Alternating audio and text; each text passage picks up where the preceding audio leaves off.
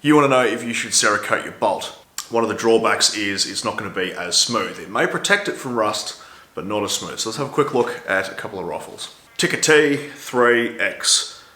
Everyone knows they have a smooth bolt, needs no introduction.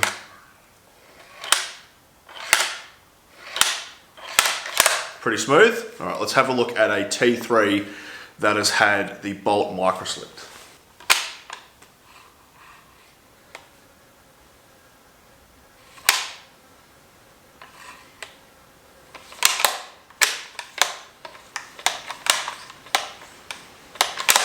Not as smooth. There are some definite benefits to Cerakoting or microslicking your bolt.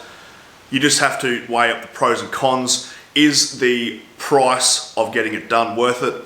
Is the protection it's going to provide worth it over the top of its smoothness of operation? If you have a stainless bolt, I would say probably don't bother. Personal opinion, Cerakote the outside of your rifle, don't worry about your bolt, or buy a rifle that has a stainless bolt, and then you get the best of both worlds. Hope you got something out of that. Catch you next video. Hooroo.